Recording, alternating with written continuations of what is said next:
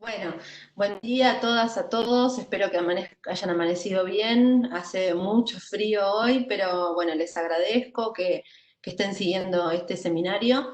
Y en el día de hoy he replanteado el trabajo que nos habíamos propuesto con Nico hacer en función de un comentario que no me puede pasar desapercibido, que hizo alguno de ustedes en la clase anterior, y que le despertó justamente la clase de Nico en relación a toda la normativa que nos obliga a actuar con debida diligencia. No sé si ayer han tenido la oportunidad de participar del seminario, que fue de una calidad excelente, justamente vinculado a este tema, a cuál es el alcance de nuestras responsabilidades como Estado frente a esta actitud que habitualmente tenemos de priorizar de alguna manera que los casos se terminen y se terminen lo más pronto posible.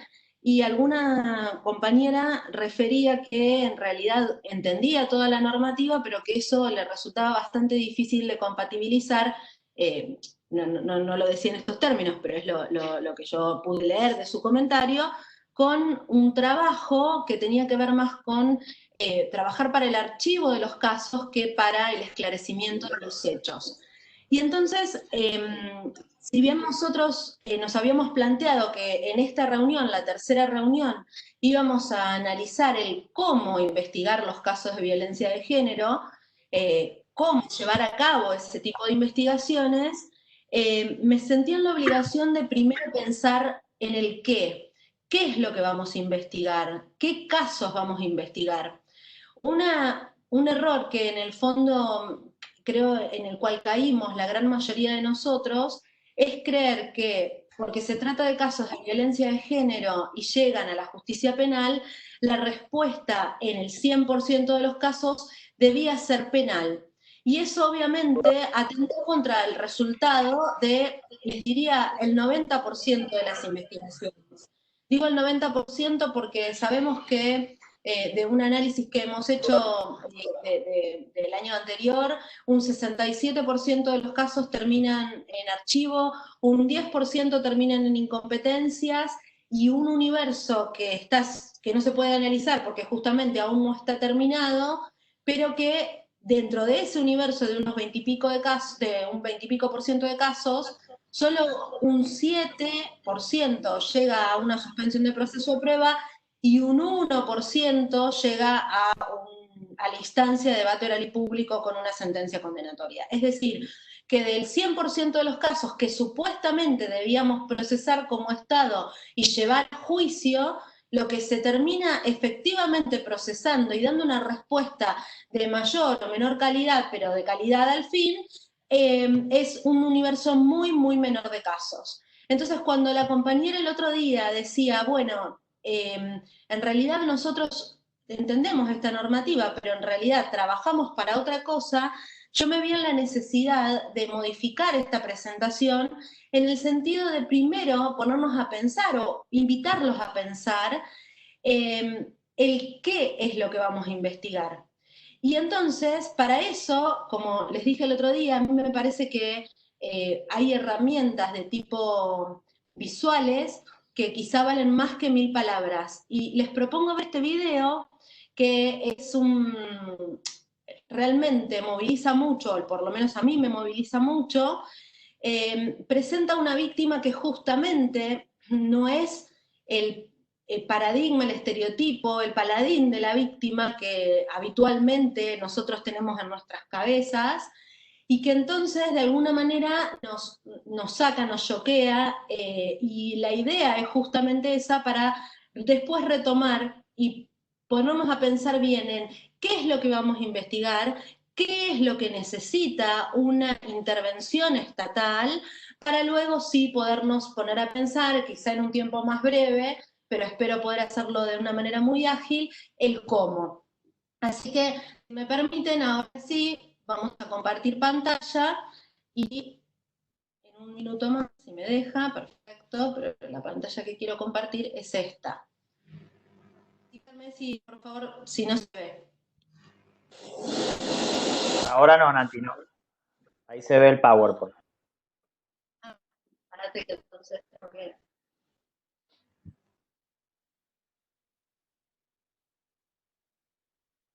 compartir Ahora sí, justamente ahora mal. sí. Que vamos de vuelta.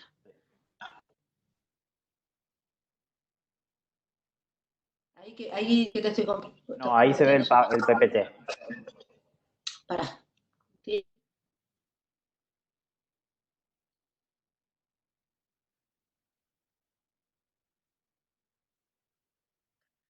Perdón, ¿eh?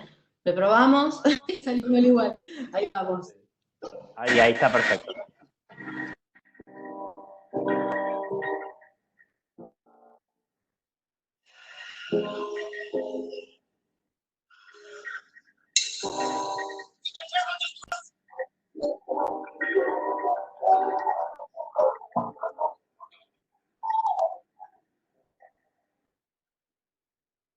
So someone hurt you so bad.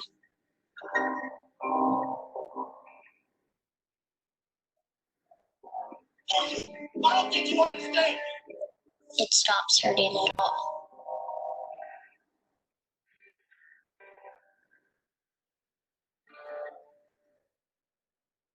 Until something makes you feel good.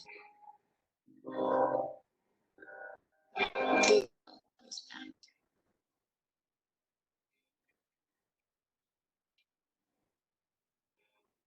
Every hurt, every moment. How could you ever understand where I come from? Even if you ask, even if you listen, you do not really hear or see or feel. You don't remember my story.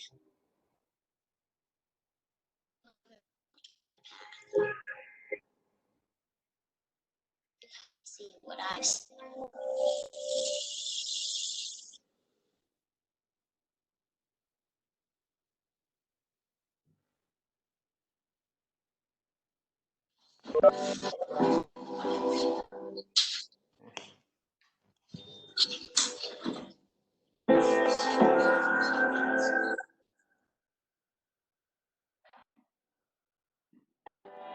My past defines me. This is who I am.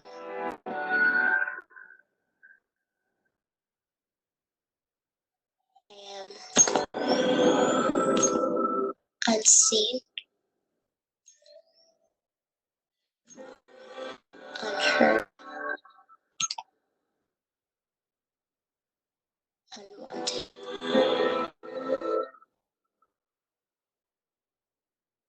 This is what I am. If even I am anything.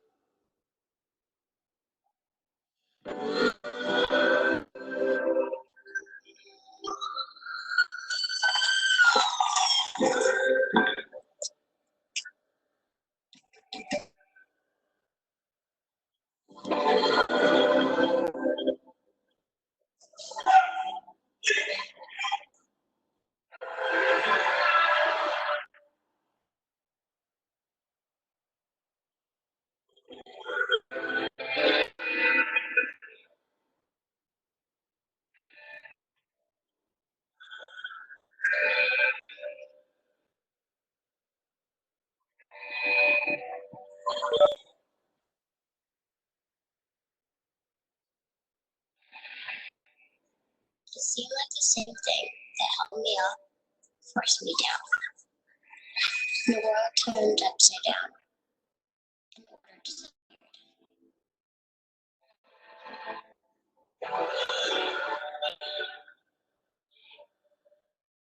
this is how it was supposed to be. And a heavy sadness filled my soul.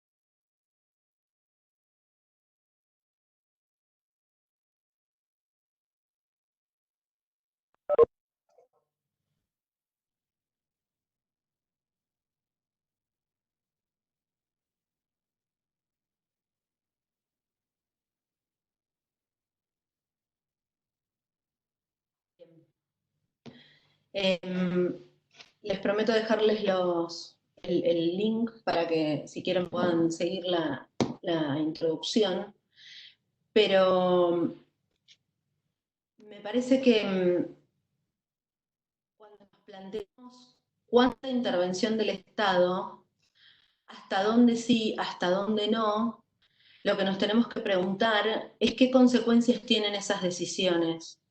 Y al menos lo que pretendía con esta introducción era transmitirles que hay casos en los cuales la intervención del Estado parece clara que quizá no es innecesaria, quizá con una medida cautelar fue suficiente y que con eso pareciera que está la situación más o menos resuelta.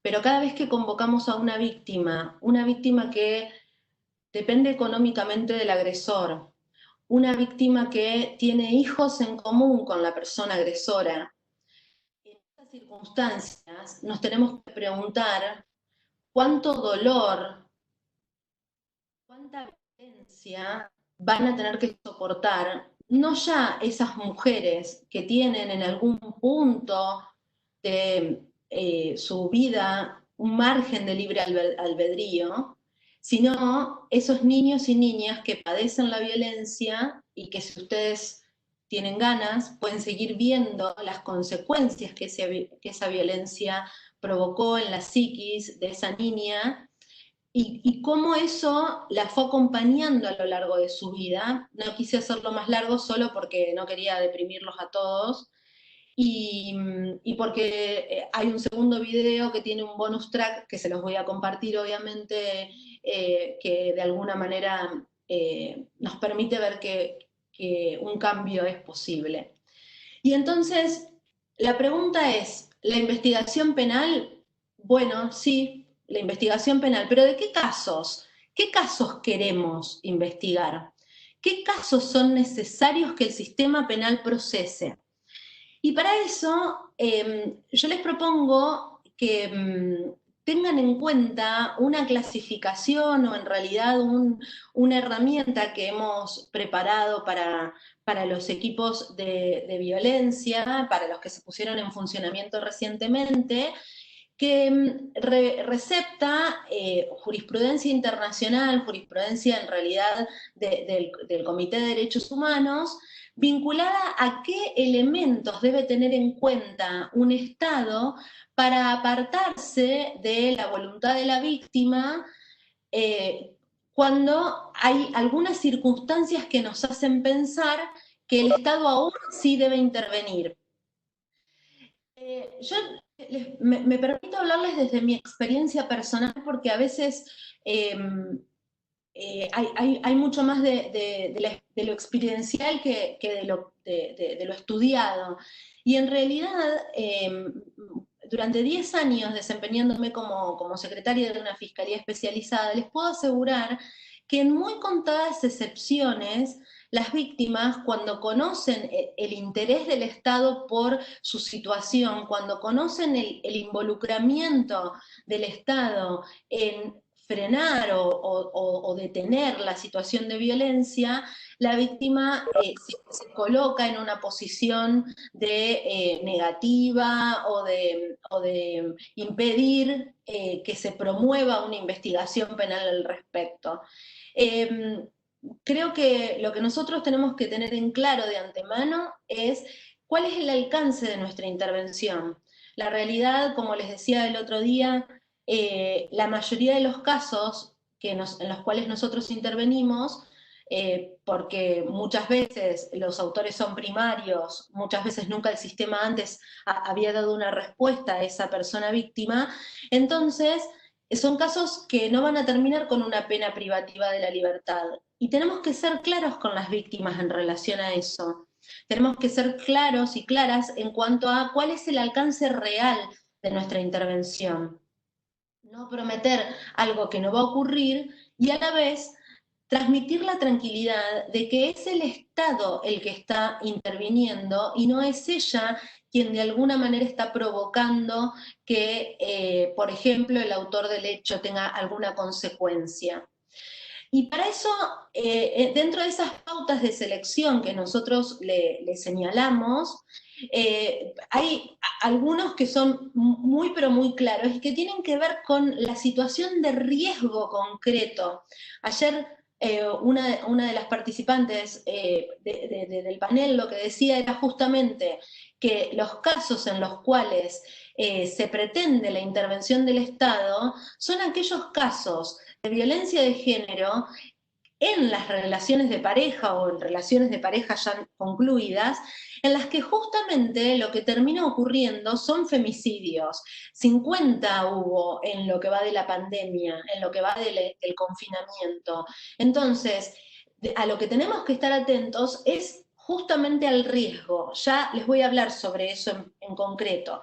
Pero entonces, para tener presente, los indicadores son bastante objetivos y surgen de la información que en términos generales tenemos al momento de tomar las decisiones y que tienen que ver con si el autor ha reincidido, es decir, si ya había utilizado esos mismos mecanismos violentos para relacionarse con la víctima, si la víctima ha dejado o abandonado la acción penal en otras oportunidades. Esto ustedes podrán ver que lo que hace en general es reforzar la conducta del agresor, pues la víctima sale en búsqueda de ayuda, pide ayuda, pero como luego no puede sostener ese pedido de ayuda, eso es percibido por parte del agresor como un reforzamiento de su conducta para entender que una vez más él tiene el poder, lo que efectivamente ocurre. Entonces, el solo hecho de que la víctima conozca dónde pedir ayuda,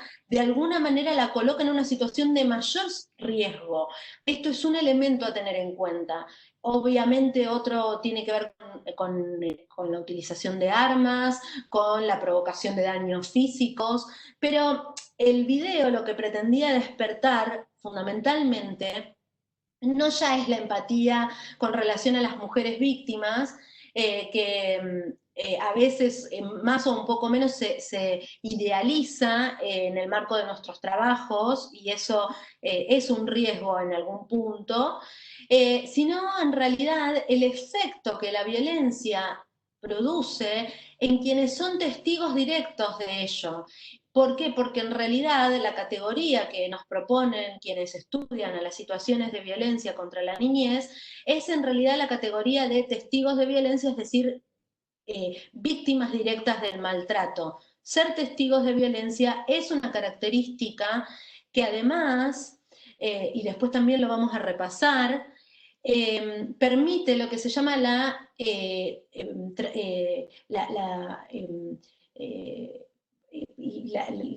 que cada generación se transmita, perdón, era esa la palabra que quería decir, la transmisión intergeneracional de la violencia, se me había olvidado la primera palabra, se transmita de generación en generación, y esto obviamente no tiene que ver con por supuesto que no tiene que ver con ningún determinismo biológico, sino que en realidad el aprendizaje de patrones de conducta es lo que hace, lo que permite en algunos casos que niñas victimizadas en la niñez luego sean victimizadas en la adultez, y por lo pronto también varones que han sido humillados, que han sido maltratados durante la niñez, se transformen en victimarios durante la adultez. Hay un único elemento que permite repetir o que permite duplicar el riesgo de padecer violencia, que justamente guarda relación con esta transmisión intergeneracional. Y como siempre hay como mucho ruido en torno a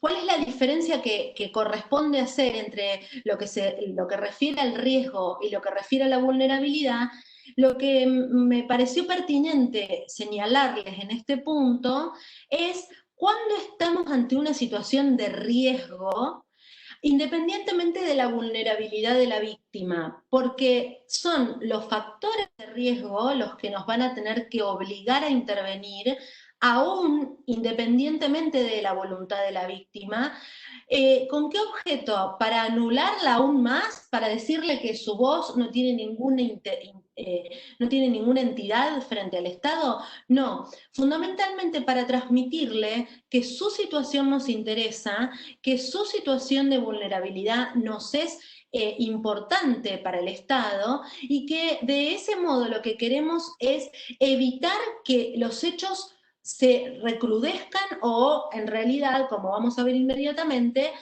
se vuelvan más graves.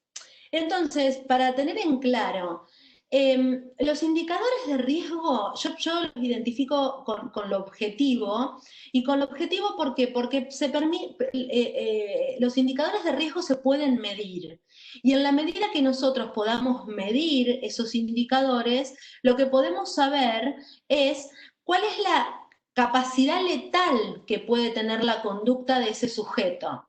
Y en estos momentos de pandemia, donde hay tanto ruido en torno a si tengo o no tengo el informe de riesgo, yo lo que les transmito es que en realidad esos indicadores deben ser aprendidos por todos los operadores. Y nosotros debemos tener en cuenta esos indicadores independientemente de si tenemos el informe que dice al final riesgo medio, riesgo alto, riesgo bajo. En realidad de lo que tenemos que estar atentos es a cuáles son esas características que hacen que exista una posibilidad de letalidad en la conducta de esa persona agresora. Y entonces, ¿cuáles son los elementos que sí o sí tenemos que mirar para saber si estamos en una situación de riesgo o no? Fundamentalmente, el carácter crónico de la violencia, porque como vamos a ver inmediatamente después, la violencia tiende a ser siempre una espiral que va creciendo. Como les adelantaba antes, cuando el varón violento utiliza la violencia para dominar al sujeto, en este caso a la mujer, va necesitando una dosis mayor de violencia cada vez que la víctima intenta, por algún motivo, salirse de la lógica de esa agresión. Entonces, la cronicidad, es decir, la historicidad de la situación de violencia, debe ser uno de los elementos centrales a tener en cuenta para empezar a pensar en una situación de un alto riesgo de letalidad. Otro de los elementos es la utilización de armas, reciente, pero también pasada, y no solo armas de fuego. Ustedes saben, si ustedes revisan las estadísticas de femicidios, la gran mayoría de ellos ocurrieron mediante la utilización de armas blancas.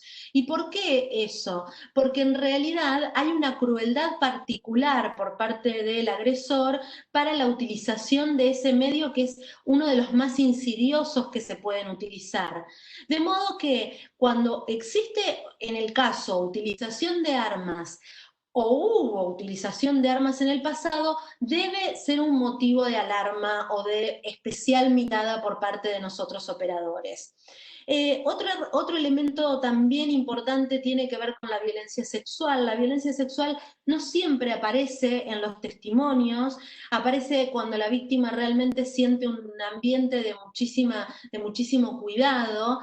Muy rara vez viene en la propia denuncia una referencia a la existencia de una violencia de tipo sexual, pero, y además muchas víctimas ni siquiera logran identificar el acto de violencia como un acto de violencia sexual, por cuanto tienen de alguna forma internalizado que aun cuando ellas no tengan ganas, de todas formas, por estar casadas o por estar en pareja con esta persona, deben mantener el coito, deben mantener la relación con el sujeto.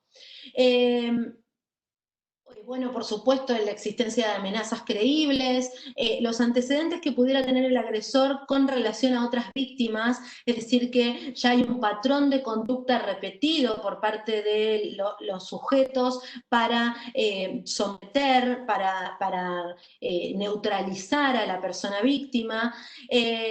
También debemos atender a autores o a sujetos que han estado privados de la libertad o que han tenido antecedentes, porque de alguna manera ya han sido catalogados, estereotipados por parte del sistema de justicia y aún así siguen violando la ley. Por supuesto, debemos atender a circunstancias personales de la persona víctima, pero no como indicador de vulnerabilidad, sino como indicador de riesgo. Por ejemplo, la existencia de antecedentes en su propia historia de vida de violencia y de victimización, como les decía antes, en la primera infancia, y como les decía también antes, la retractación frente a denuncias anteriores. ¿Por qué tanto interés de mi parte en marcarles la diferencia entre el riesgo y la vulnerabilidad? Porque muy habitualmente, les diría que casi a diario, hay una permanente confusión por parte de operadoras y operadores que son quienes están encargados del labrado de los informes de riesgo, de confundir aspectos que tienen que ver con la vulnerabilidad de la víctima, y eso hace aumentar o catalogar la situación de riesgo como de un mayor riesgo, cuando en realidad hay situaciones en donde la víctima tiene unas circunstancias que la hacen muy poco vulnerable y pese a eso se encuentran en una situación de riesgo alto o altísimo. ¿De qué se trata la vulnerabilidad? La vulnerabilidad tiene relación con el impacto que el hecho va a tener en la persona victimizada, en ese trauma infringido respecto de esa persona, pero en realidad esa vulnerabilidad tiene estrictamente que ver con lo subjetivo, con la subjetividad de la persona. Y entonces, por supuesto, si se trata de una persona menor de edad, el impacto que va a tener un hecho de victimización sexual va a ser diferente, por supuesto, que el impacto que va a tener en una persona mayor de edad, que entiende de qué se trata lo que le está ocurriendo.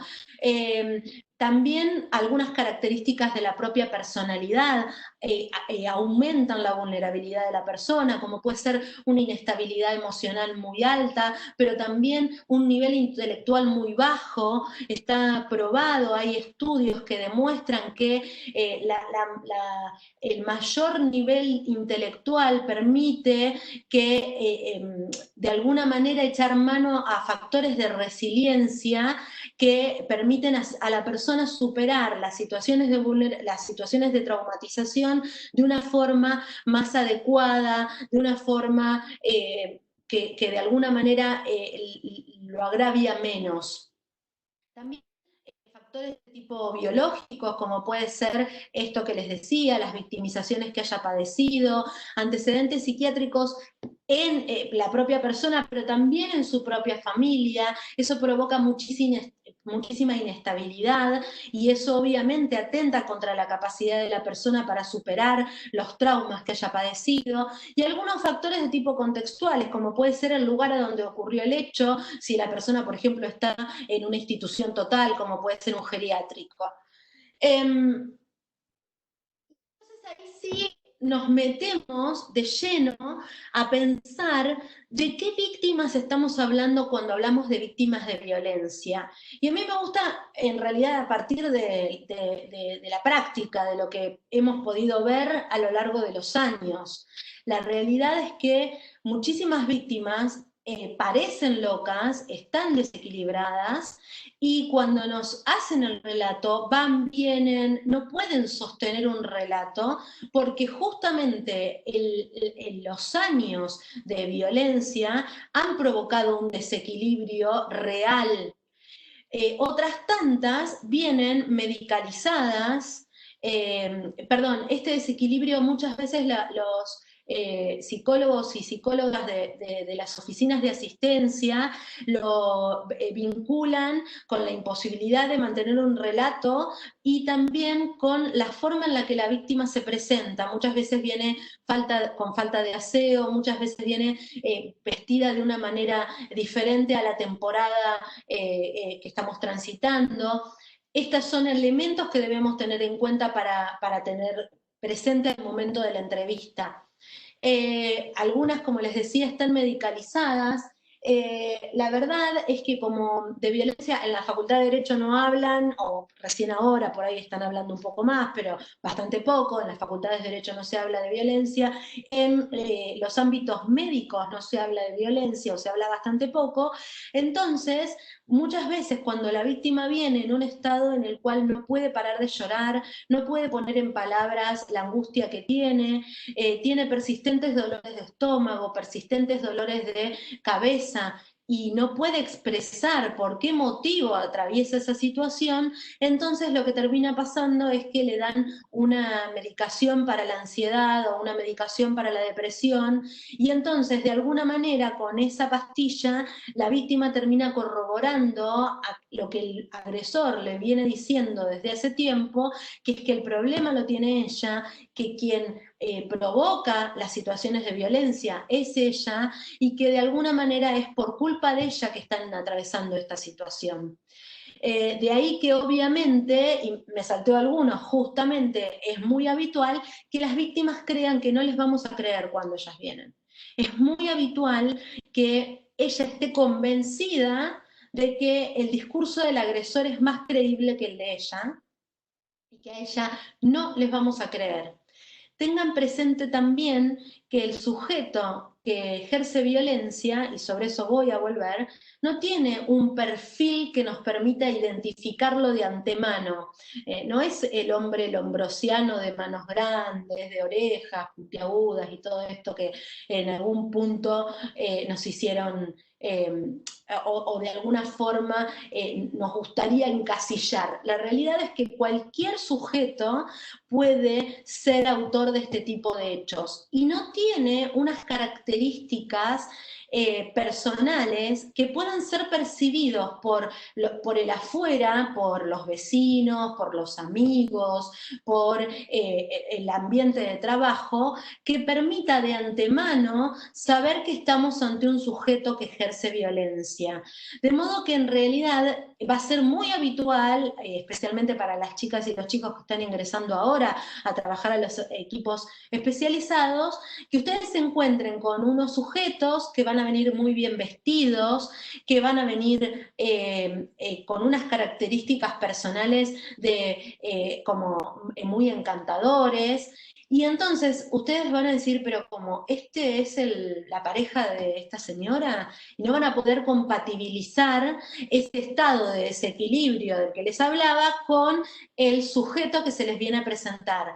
De allí que también es muy habitual que estos sujetos convenzan a muchísima gente a venir a hablar muy bien de ellos. Y esto también ocurre. Ocurre que vienen, por ejemplo, nos pasa mucho con los porteros de edificio, que son hombres encantadores, y que entonces viene una gran cantidad de gente a decir, no, pero esto no puede ser, porque en realidad primero no escuchamos ningún grito, y segundo, porque él es un hombre divino, un encantador.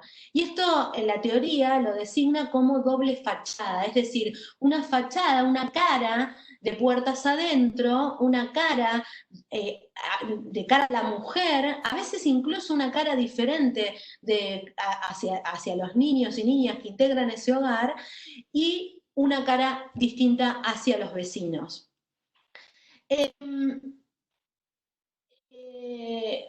Como les hice esta presentación en donde de alguna... Sí, Nico, pensé que... como les hice esta presentación que de alguna manera pone en tela de juicio, o por lo menos pretendía salirme del estereotipo de la víctima estereotipada que todos tenemos en la cabeza, entonces sí me quisiera detener en que sepamos de qué se trata cuando estamos ante una víctima de maltratos crónicos, porque una víctima de maltratos crónicos tiene consecuencias, repercusiones en las áreas de su salud mental y física que son de una gravedad extrema, muchas veces hasta el suicidio mismo o los intentos de suicidio.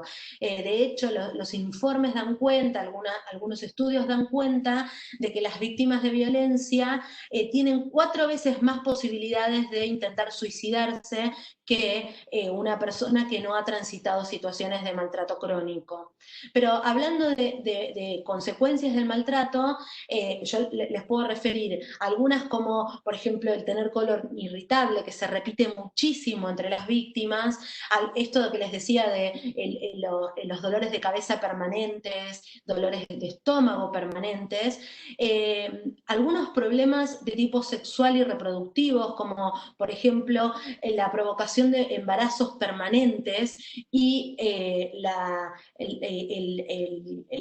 nacimiento de hijos con muy bajo peso al nacer, producto del maltrato padecido por la madre, y otras veces mujeres que han hecho repetidamente abortos justamente porque el varón no les permite tener a esos niños o a esas personas por nacer, pero sin embargo, tampoco le permite a ella cuidarse o él mantener pautas de cuidados para la no reproducción que por supuesto afectan de manera especial a la mujer en estos contextos. Otros trastornos sobre el estrés postraumático complejo me voy a detener en lo siguiente, pero también hay otros trastornos que se producen como el de ansiedad, pánico, fobia, trastornos en torno a la alimentación y al sueño, trastornos de tipo psicosomáticos que no encuentran explicación en ninguna otra causa que no en justamente el estar padeciendo un maltrato crónico. Y a veces las víctimas también acuden a conductas compulsivas como puede ser el consumo de sustancias, de alcohol, de drogas, pero también al consumo excesivo de alimentos, al tabaquismo y por supuesto lo que les decía, la provocación de conductas suicidas o intentos de suicidio. ¿Por qué me detengo en el estrés postraumático complejo? Porque hay mucha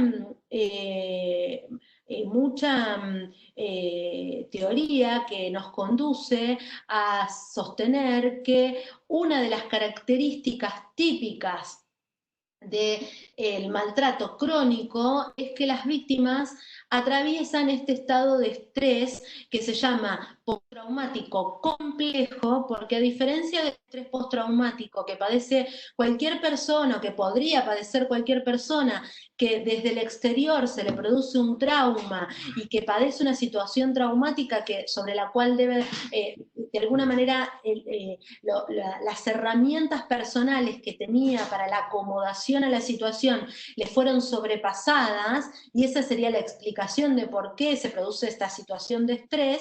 En el caso de las mujeres víctimas de violencia crónica, lo que se produce es una situación muy compleja. ¿Por qué? Porque el trauma se repite constantemente. El trauma no tiene que ver con un momento de tiempo determinado. Yo a las víctimas siempre les daba el ejemplo del tren de 11, que me parecía como en aquel momento, ¿no? Un hecho que cualquiera podía recordar, y también lo que las víctimas de ese episodio referían, que es que tenían miedo de volver a subirse al tren, tenían algunos síntomas asociados a recordar permanentemente el episodio. Y imagínense en el caso de las víctimas de violencia que el solo hecho de recibir un mensaje de texto por parte del agresor o la apertura de una puerta es suficiente para retomar o de alguna manera reavivar el contenido del trauma que se va repitiendo día a día. Y entonces nos vamos a encontrar con víctimas que van a tener diferentes síntomas que nosotros y nosotras debemos conocer. ¿Pero por qué? ¿Porque tenemos que volvernos psicólogos de repente? No, simplemente porque cuando nos encontremos frente a alguna de estas situaciones, tenemos que saber que esto obedece a la traumatización que padeció esa víctima, y esto puede darnos una herramienta de prueba muy interesante, porque cuando detectamos alguno de estos elementos en el relato de la víctima, lo que podemos pedir es un informe, ya les voy a contar, pero que puede ser de utilidad para acreditar que estamos ante una víctima que atraviesa una situación de traumatización como consecuencia de este maltrato. ¿Y qué es lo que podemos encontrarnos? Nos podemos encontrar con víctimas que directamente tienen borrado su sistema de defensa. Entonces nosotros le decimos, tenés que apretar este botón, y le damos el botón antipánico, y la víctima no lo aprieta, y no lo va a apretar. Y no lo aprieta porque directamente tiene todo su sistema, toda su capacidad para sobreponerse al hecho traumático destruido. Totalmente destruido. Y entonces esa es la típica víctima que va a venir y nos va a decir a todo que sí, que nos entendió, que comprendió, que va a apretar el botón antipánico, insisto, pero cuando se dio media vuelta, entró nuevamente en ese estado de abandono, que entonces, de alguna manera, nos llevan digamos, a un síntoma a la descripción de una situación que es la de estar disociado. Ella por acá sufre una situación de maltrato, pero en realidad por este otro lado lo presenta como un hecho que le pasó a un tercero, lo presenta como un hecho que en realidad no le involucra, y por eso muchas veces cuando pretendemos encontrarnos con esa víctima que llora, que está angustiada, que está triste, nos encontramos en realidad con una pared, con una persona que no manifiesta ningún sentimiento, con una persona que en realidad está totalmente embotada, y esta es una característica propia del estado de estrés. Otro de las consecuencias que puede tener, aclaración, no es que vamos a encontrar todo junto en todas las víctimas, por supuesto que no, y no todas las víctimas que transitan una situación de maltrato crónico padecen estrés postraumático. Sin embargo, cuando hay una situación de maltrato crónico, existe sobrada teoría que da cuenta de la existencia de indicadores de estrés postraumático en víctimas de violencia crónica. El otro elemento que está muy presente a veces es el de los estados de intrusión, en donde la víctima presenta situaciones de flashback, de pesadillas, de recuerdos intrusivos, pero sin embargo, cuando pretendemos que ella nos cuente el hecho por el cual está pidiendo ayuda, no tiene relato. Recuerda olores, sensaciones físicas, se angustia mucho, pero sin embargo no puede poner en palabras eso que le pasó. Y a veces tarda bastante tiempo en poder dar cuenta de la gravedad de la situación por la que transitó o por la que transita, justamente porque no tiene herramientas psíquicas para dar cuenta de qué es lo que le pasa. Otro de los estados que provoca el estrés postraumático y que puede estar presente es el de la hiperactivación.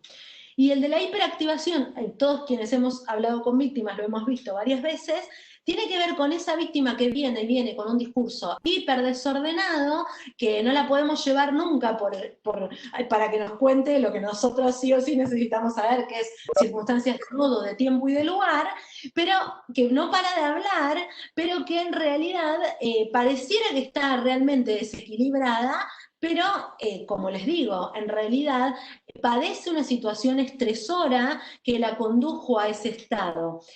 Una de las herramientas que yo les sugiero es hacer preguntas bien concretas para que ella pueda volver al relato y pueda reencauzar el relato.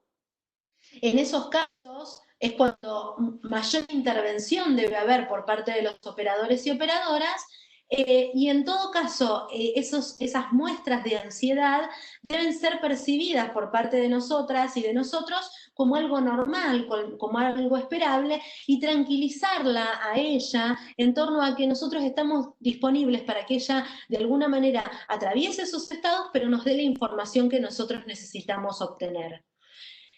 ¿Cómo es que se llega a esa relación asimétrica de poder de la que les hablaba Nico en la clase anterior y que de alguna manera debe ser el indicador que nosotros debemos probar en un caso de violencia de género? Hay una discusión en relación a eso en la que me quiero meter, que algunas feministas sostienen que en tanto las mujeres estamos en una situación estructural de asimetría, no hace falta acreditar la situación de asimetría al momento de probar el hecho. Y entonces, algunos dicen, basta con acreditar que estamos ante una situación en donde la persona, el sujeto victimizado es mujer, y basta acreditar que el sujeto victimizador es un hombre, para estar ante una relación asimétrica de poder. Y nosotros les dimos esas herramientas el otro día y ahora les voy a seguir repitiendo qué indicadores o qué características producen una relación asimétrica de poder, porque yo estoy convencida de todo lo contrario. Yo creo que es fundamental para cualquier fiscal acreditar que estamos ante una relación asimétrica de poder, porque eso es lo que va a dar credibilidad al relato de la persona victimizada.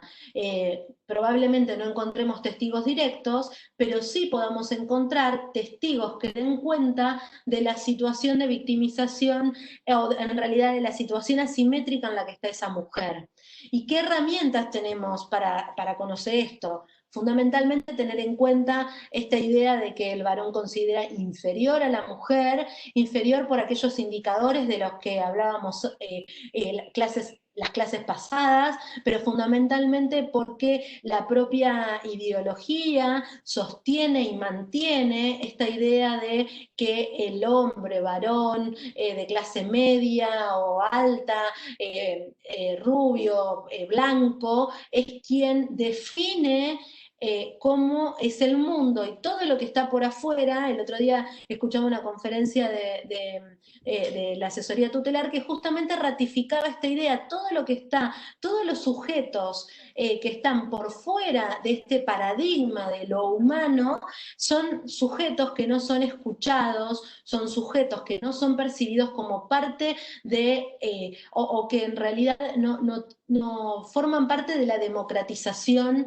de la palabra que requiere, digamos, la intervención de cada una de nosotras en la toma de decisiones. Nati, Sí.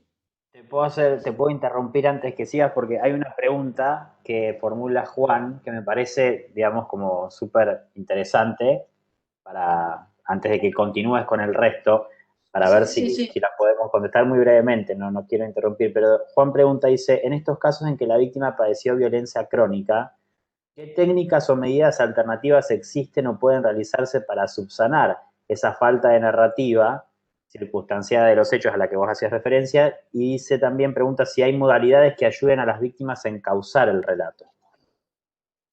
Sí, claramente.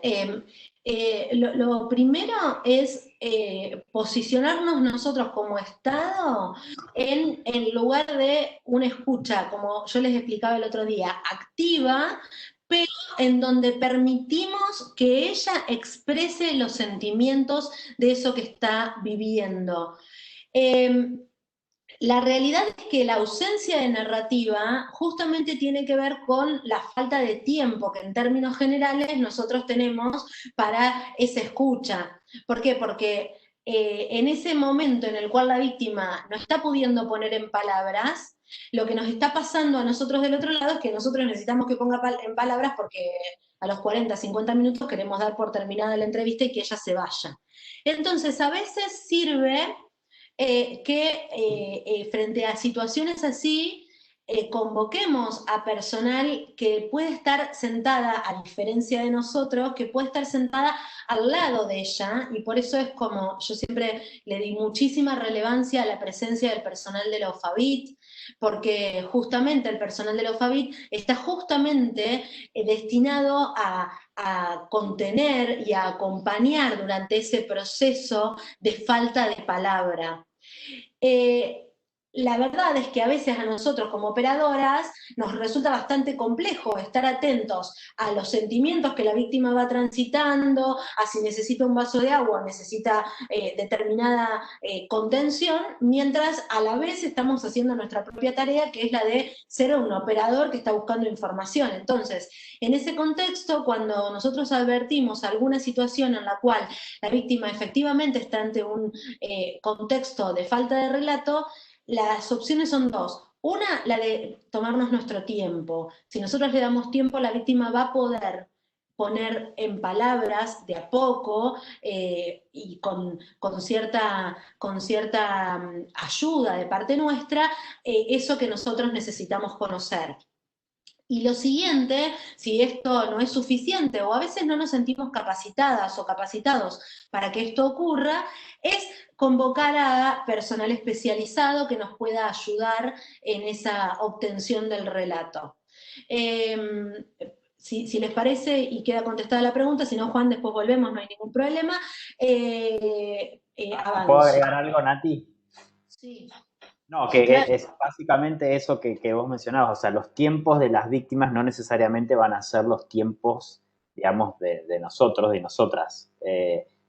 Hay que digamos, preparar, si se quiere, el espacio para que esa víctima pueda, en primer lugar, como manifestar lo que tenga, digamos, en ese momento, no sé si decirlo ganas, pero sí necesidad de manifestar, ¿no? Y me parece que en ese sentido la intervención de los equipos interdisciplinarios es central, digamos, para que la víctima pueda, digamos, generar en ese espacio un espacio de confianza, ¿no? En el que, digamos, volcar primero aquello que tenga necesidad de volcar y luego ir trabajando, digamos, a partir de la generación de ese vínculo de confianza, de empatía, en, digamos, la posibilidad de que aporte algunos elementos que no sean necesarios para la investigación, pero me parece que el punto de partida, como bien dice Nati, es no forzar, ¿sí? O sea, me parece que eso es como, debería ser como la regla. En realidad con lo que tenemos que luchar es con nuestra propia ansiedad, en el Exacto. sentido de que nosotros de alguna manera cuando estamos posicionados en un lugar, en un rol propio del operador del sistema, lo que pretende es obtener la información para avanzar con lo siguiente, y justamente una de las características de las situaciones de las investigaciones que involucran violencia contra la mujer tienen que ver con entender esto, que esos tiempos no se corresponden con los tiempos propios, por ejemplo, de una entrevista típica, en donde lo que yo necesito es esta información. Esto nos va a pasar también con respecto a los testigos. Tengan presente que esto también nos ocurre con relación a los testigos. Por eso nosotros siempre recomendamos que quienes entrevisten a las víctimas sean los operadores y operadoras dentro del equipo de trabajo con mayor entrenamiento, porque primero, los relatos de las víctimas no son fáciles de obtener, los relatos muchas veces tocan fibras íntimas de nuestra propia persona, y entonces es fundamental estar entrenado para poder tomar lo que se llama esta distancia óptima, que los psicólogos la usan mucho, pero que también la necesitamos tener nosotros, que tiene que ver con poder mantener una escucha empática, pero no transformarnos en la mujer víctima, sino poder mantener esa distancia que nos haga mantener nuestro rol de operadoras o de operadores y a la vez obtener la información que necesitamos sin hacer que la víctima se sienta o que transite la situación como un acto de mayor afectación a sus derechos, y sobre eso ya vamos a volver. Entonces, para volver a lo que tenemos en la placa, para de alguna manera acreditar esta relación asimétrica de poder, tenemos que partir de la idea de la inferioridad que supone este varón respecto de esta mujer, la idea de propiedad sobre el cuerpo de la mujer, sobre la vida de la mujer. Sobre esto tengan presente lo que decíamos en la primera clase, vinculado a la forma en la que la mujer se viste, la apropiación del cuerpo de la mujer, lo que decíamos antes de la violencia sexual. Todo está imbrincado, todo está relacionado con esta idea de que la mujer no tiene una identidad propia, sino que en realidad es porque es parte de otro sujeto. Y tengan presente también aquí que esto tiene que ver también con la idea del amor romántico, con esta idea de que el otro viene a completarme, que yo sola no soy, sino que en realidad necesito de alguien más que es varón, de clase media, que es quien me va a mantener, quien va a ser el proveedor de la familia, quien viene de alguna manera a ser mi media naranja, mi completitud, y sorprendentemente, si ustedes hacen un zapping por los canales de aire de nuestra televisión, se podrán advertir que las ideas de amor romántico y estas mentiras sobre las que se basa la construcción de esta forma de relación entre varones y mujeres se mantiene intacta, se mantiene absolutamente intacta a lo largo del tiempo. ¿Cómo se crea dependencia emocional? La realidad es que, como yo les decía, muchas veces la violencia se produce en relaciones en donde hubo un entrenamiento en la propia niñez de cómo se iba a producir o de cómo se produce ese vínculo. Y entonces, en general, la baja autoestima es una característica de las personas que atraviesan este tipo de situaciones. La situación de violencia, por supuesto, sume a la víctima en una mayor situación de baja autoestima, pero muchas veces hay un entrenamiento anterior. ¿Y qué es lo que de alguna manera se va provocando en ese vínculo? Lo que se llama un vínculo interpersonal de protección, en donde de alguna manera yo dependo de él, pero porque siento que él depende de mí. Entonces, ya la víctima no toma decisiones en torno a lo que va a comprar, lo que va a comer, cómo se va a vestir, sino que depende de lo que el otro le diga y le transmita. Y eso se repite muchas veces de parte de los dos sujetos involucrados en la relación. Como les decía, la autoestima siempre está involucrada. El aislamiento, que es otra de las herramientas que utiliza este tipo de dominación, que tiene que ver con lograr que la víctima empiece a sentir que ese es el único vínculo que tiene posible, es el único vínculo que le tiene permitido, y entonces ahí se refuerza esa dependencia emocional de la que les hablábamos, y a la vez las herramientas que ustedes van a ver que utilizan son siempre muy parecidas. En relación, por ejemplo, si la madre es un sujeto que sostiene mucho la lógica de esta idea de amor romántico, esta idea de media naranja y qué sé yo, con ella no va a tener problema y le va a permitir seguir adelante con la relación. Pero si, por ejemplo, hay una hermana que interviene, que dice, no, pero mira, esto no es normal, o acordate que esto nos hacía sufrir mucho, por ejemplo, en nuestra niñez, o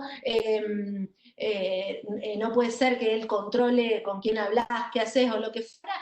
Eso es motivo suficiente para que el varón empiece a ejercer un acto de alejamiento. Una de las herramientas muy habituales que utiliza es la de hacerle creer a la víctima que el varón, que la mujer intentó seducirlo e intentó hacer que se rompa la relación de pareja para de alguna manera engañarlo o engañarla con esta otra persona. Otra de las herramientas que utiliza es la de la envidia. Señalar permanentemente la idea de que la mujer o este sujeto que pretende intervenir en la relación, en realidad de lo que se trata es de intervenir porque tiene envidia en relación al vínculo que crearon entre ambos. Como les decía, el ejercicio de control provoca mucha dependencia emocional. ¿Y en qué encontramos ejercicio de control? Miren, nosotros, yo les podría hacer un catálogo de ejemplos de actos de control que hemos conocido a lo largo del tiempo, pero los más comunes tienen que ver con el control de los medios de comunicación que mantiene la víctima y con las formas en las que la víctima se viste o las formas en las que la víctima se arregla. Si ustedes se fijan, el otro día, cuando les presentaba aquel video de esta víctima tan particular, que era una chica hermosa, de clase media alta, que había estudiado y que se las traje a propósito, porque lo que necesito es que ustedes deconstruyan la idea de víctima que en algún punto todos tenemos prearmada antes de entrevistar por primera vez a las víctimas de violencia. Y la realidad es que cualquiera de todas nosotras podemos transitar por una situación así, y lo que ella decía es, me fue bajando, no sé si lo recuerdan, hasta que ya está, me dijo un día que no podía salir a la calle. Y no podía salir a la calle porque con un argumento. Y el argumento es, en general, los celos. Te quiero tanto, sos tan importante para mí, que yo ejerzo control porque en realidad no puedo vivir sin vos. Otra de las herramientas que utiliza este mecanismo es el de polarizar la atención de la víctima. ¿De qué manera? Haciéndole estar todo el tiempo pendiente de las cosas que él le pide. Dentro de estos ejemplos que les podría dar, muchas veces nos hemos encontrado en algún caso con un sujeto, y encima la prueba la aportó la defensa, aunque ustedes no me puedan creer, un sujeto que le había hecho un decálogo de conductas que tenía que cumplir la víctima a diario, y una de esas conductas era que cuando se levantaba lo tenía que mirar bien. Entonces, esta idea de tener todo el tiempo la atención puesta en lo que la víctima debe hacer, en lo que la víctima tiene que cumplir para que él no se enoje, es una de las herramientas que refuerza esa dependencia emocional de la que les hablaba. Otra de las herramientas es esta idea de que está todo el tiempo intimidada. Y si nosotros le pedimos a la víctima que nos explique por qué se siente todo el tiempo intimidada, muchas veces no va a poder poner en palabras por qué se siente todo el tiempo intimidada. ¿Por qué? Porque en realidad no hay actos de violencia explícitas que nos permitan conocer a nosotros o estar seguros a nosotros de que estamos ante un caso de intimidación, o la típica intimidación que nosotros buscamos en el caso del hostigamiento, sino que en realidad se trata de cuestiones mínimas que tienen que ver con lo cotidiano y que no son percibidas por el afuera, por nosotros, por los terceros, por las amistades, por los familiares o lo que fuera. Otra de las herramientas es la de la culpabilización, y la culpabilización está todo el tiempo presente, ustedes se van a dar cuenta también en el ciclo de la violencia del que les voy a hablar a continuación, y tiene que ver con esta idea de que el sujeto que produce la violencia, que actúa la violencia, no puede hacerse responsable de los hechos que produce, y entonces busca exteriorizar esa culpa y transformar la culpa en responsabilidad de otro sujeto.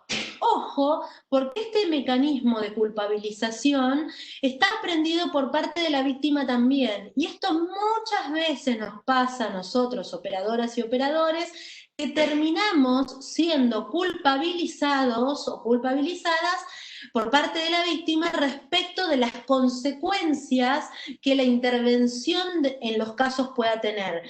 Entonces, como es un mecanismo que ella ya aprendió, muchas veces lo ejerce respecto de alguien más, y esto puede ser, por ejemplo, respecto de nosotros como operadoras y operadores del sistema. Y acá vuelvo, y lo pongo con un color distinto, y vuelvo a la idea de tener presente que nuestra no intervención, la no intervención en ciertos casos de violencia que involucran a niños y niñas, puede dar lugar a que nosotros tengamos una sociedad que va repitiendo a lo largo de la historia mecanismos de aprendizaje o mecanismos aprendidos de manifestaciones de la violencia, y entonces esto que decimos, no, porque la sociedad se vuelve cada vez más violenta, ojo con la responsabilidad que tenemos operadoras y operadoras del sistema de justicia cuando decidimos no intervenir en las situaciones de violencia, porque nuestra no intervención de alguna manera refuerza la lógica de que esos mecanismos aprendidos son válidos, son útiles y sirven en los momentos de adultez. ¿Qué características podemos encontrar en las víctimas que muchas veces nos vamos a topar cada vez que intervengamos en situaciones de estas características? Las cadenas sueltas son a propósito. ¿Por qué? Porque en realidad muchas veces las víctimas se sienten encadenadas y sin embargo esas cadenas no tienen cerrojos. Y se sienten encadenadas por este síndrome que me permito describirles y que se llama síndrome de indefensión aprendida. Y que se los voy a poner con el ejemplo que motivó esta descripción, que data ya de muchos años, como 45 años atrás, y que tiene que ver con un experimento que se realizó respecto de animales a los cuales los tenían encerrados en una jaula y a los cuales les aplicaban mecanismos de picana eléctrica, y esos perritos, creo que ahora sería un horror hacer una experiencia así, pero a esos perritos lo que habían aprendido es que si se tiraban al piso sobre sus propios excrementos, los efectos de la picana eran menos lesivos. Entonces, en algún momento el autor del experimento abrió la puerta y los perritos no se iban. Los perritos no egresaban, no buscaban la huida. Entonces eso permitió describir este síndrome que se llama síndrome de indefensión aprendida, que supone que la persona aprende un mecanismo para no defenderse. Y la lectura que podría hacer cualquier tercero es, bueno, en realidad no se defiende porque le gusta que le peguen, siempre hay argumentos en ese sentido, es tarada, ¿no ves que se permanece en la relación pese a?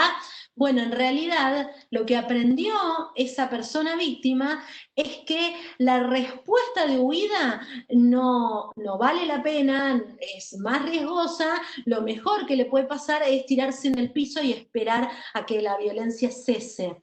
Y entonces lo que termina ocurriendo es que ella sabe que la picana va a desaparecer.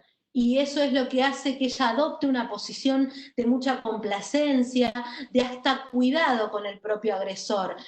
Revisen si quieren luego, si les interesa, por supuesto, ver el video completo que les presentaba al principio. La madre no salió a rescatar a la hija, la madre salió a rescatar al agresor. Y otro síndrome que quería describirles es uno que es bastante más conocido por todos nosotros, que es el de Estocolmo, que tiene que ver con un síndrome descrito con motivo de un robo, en realidad sí, una toma de rehenes en la ciudad de Estocolmo, y que motivó que una víctima terminara encantada o de alguna manera defendiendo a la persona captora. Y esto en relación a la cautividad doméstica se diferencia de aquel síndrome de Estocolmo descrito, porque en general en las situaciones, por ejemplo, de toma de rehenes, siempre hay un sujeto que actúa como el violento, el que quiere matar a todos o que quiere de alguna manera lesionar la integridad de las personas que están en ese lugar, y hay alguien que actúa como salvador, como de alguna manera el dador de vida, el que les trae la comida, el que interviene para que cese la violencia. En el caso del síndrome de Estocolmo, en la cautividad doméstica, la particularidad es que el que es dador de vida a la vez es quien te la puede quitar. No pocas veces hemos visto casos en los cuales luego de una fuerte golpiza, quien lleva a la víctima al hospital para que sea atendida y para que sea recuperada es el propio agresor. Justamente aquel que le puede quitar la vida es quien la protege. Y entonces esto provoca una situación de dependencia emocional extrema a tal punto que la víctima se identifica con el agresor y ya no va a pedir intervención de la justicia o un tercero, sino que lo que va a pretender es que permanezca constantemente esta persona a su lado. Y entonces,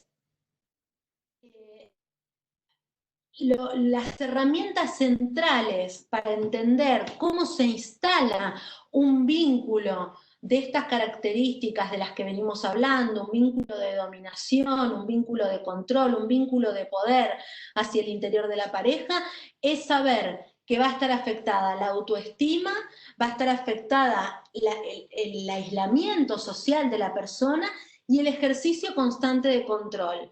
Ustedes probablemente no encuentren testigos directos de los hechos por los que ha transitado la persona víctima. ¿Por qué? Porque en realidad, en general, los hechos ocurren en el interior del hogar o en circunstancias en las cuales el autor efectivamente elige para que no pueda haber terceros escuchando. Con relación a eso, retomo un tema que no destaqué al inicio, pero que me parece importante señalarles.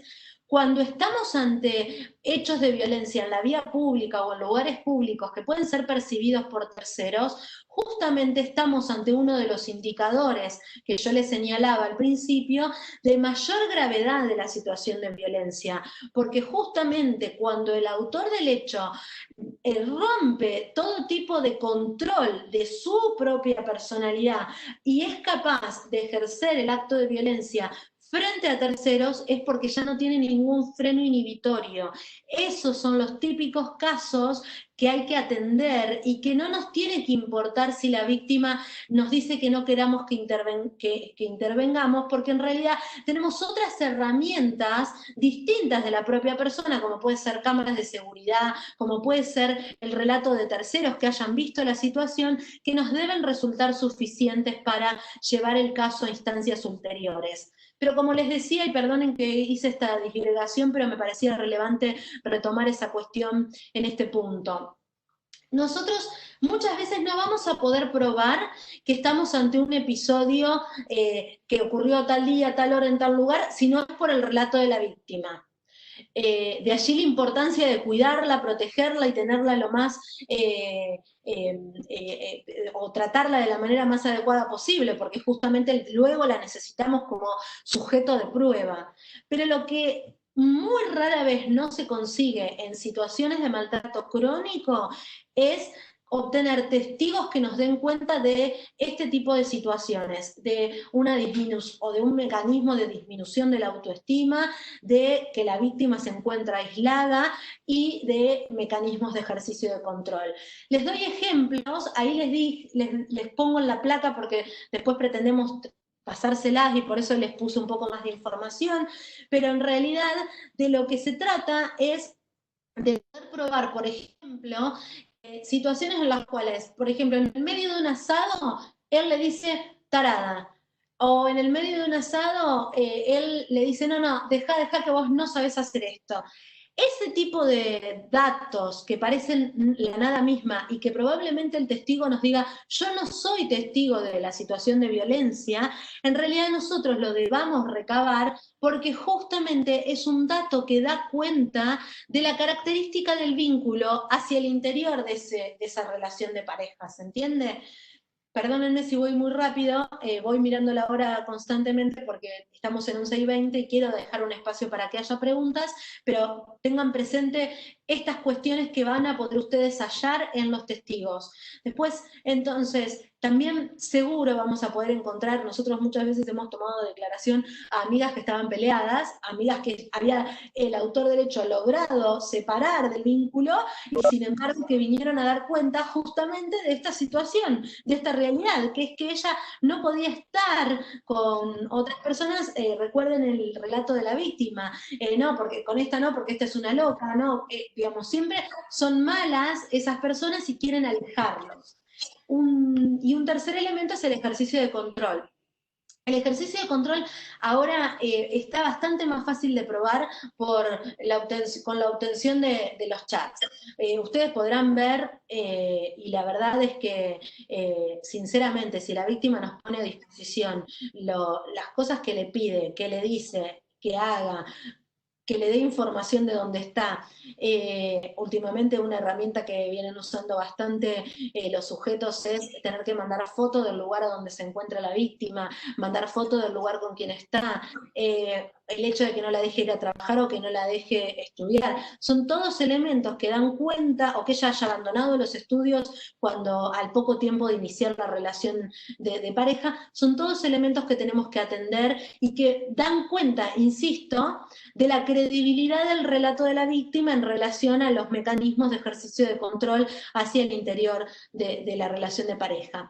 Y entonces, recién ahí, cuando está todo este mecanismo instalado, es cuando muchas veces aparecen las amenazas, cuando aparece la intimidación, y ustedes podrán ver que muchas veces hay una relación de maltrato crónico muy acentuado, y sin embargo las amenazas fueron una vez o dos. Bastó con que el autor haya dicho una vez que le va a quitar los hijos porque ella está loca, por ejemplo, bastó con que una vez él haya hecho amenaza del uso de la fuerza para que ella entre en un estado de mayor sometimiento y de intimidación permanente. La intimidación, como les decía y les adelantaba antes, no siempre guarda relación con lo que nosotros describimos en el Código Contravencional en el artículo 52. Hay que ser muy creativos y creativas para tener en claro de qué intimidación estamos hablando cuando hablamos de la intimidación provocada respecto de una víctima de violencia. Y hay que construir muy bien el relato de los hechos para que quede en claro que ese acto, que puede ser leído por cualquier tercero como un no acto o como un acto que no encuadra dentro del tipo penal, para efectivamente estar ante un caso de intimidación. Con respecto a los hijos, me parece muy relevante decirles esto. Había alguna jurisprudencia vieja que daba cuenta de que la amenaza respecto de los hijos no era una amenaza en tanto que formaba parte del derecho del sujeto en cuanto a lo que tiene que ver con la patria potestad.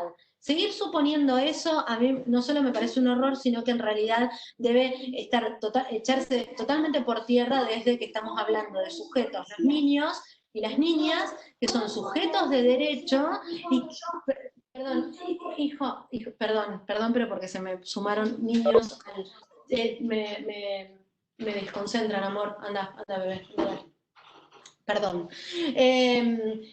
Sujetos que cuando hablan de sus hijos los tratan como objeto.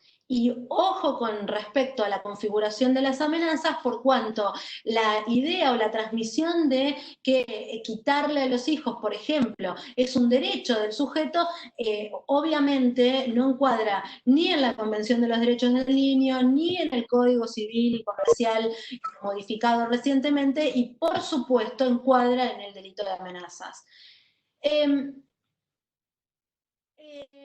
Una de las cosas que todo el tiempo se pregunta es cómo es el sujeto que ejerce violencia, cómo podemos describir al sujeto que ejerce violencia.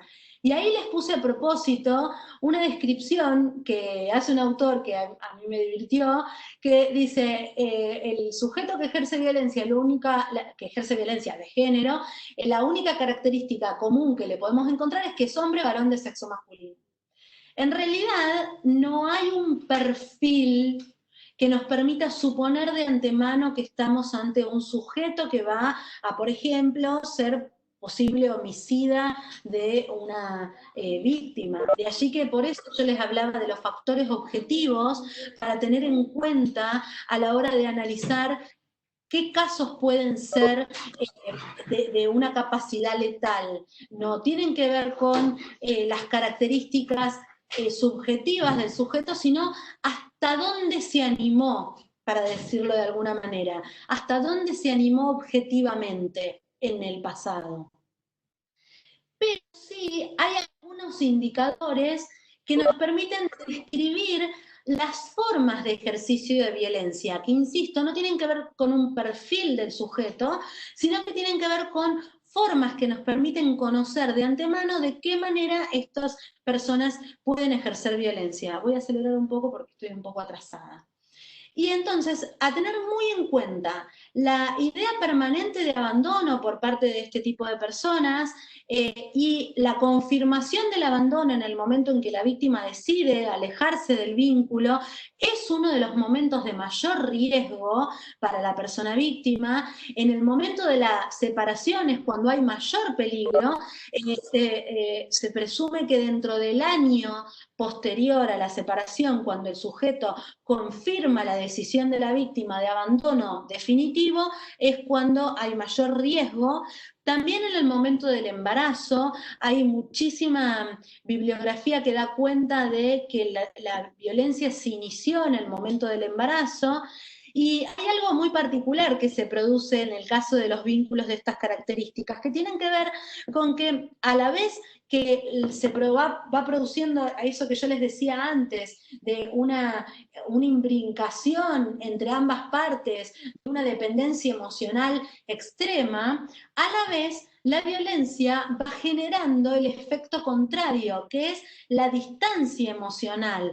¿Por qué? Porque si bien el sujeto pretende tener dominada a la víctima, tenerla sometida cuanto más mejor, lo que va produciendo la violencia es que la víctima se va alejando cada vez más y cada vez se va metiendo más para dentro de sí, y eso va provocando justamente el efecto contrario al pretendido, que es que la víctima se va alejando de esa relación, y entonces el sujeto va confirmando cada vez más esta idea de abandono de la que les hablaba.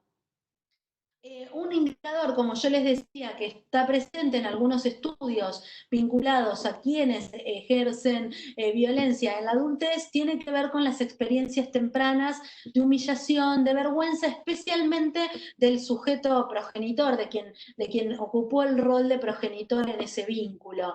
La idea de rechazo y de maltrato también coadyuva a la existencia de este tipo o de alguna manera a estos indicadores de los que les hablaba, que insisto, no tienen que ver con un perfil, sino que tienen que ver con datos que podemos encontrar en este tipo de personas que nos permiten a nosotros de alguna manera intuir que estamos ante un sujeto que puede ejercer violencia.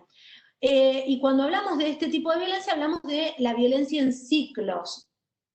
Y me encantó esta imagen, por eso se las puse, porque justamente siempre está como esta idea del ciclo que vuelve a empezar, del ciclo que vuelve a empezar, pero en realidad de lo que se trata es de una espiral ascendente. Siempre lo que va a necesitar en la próxima ocasión el agresor es una cuota, una dosis mayor de violencia.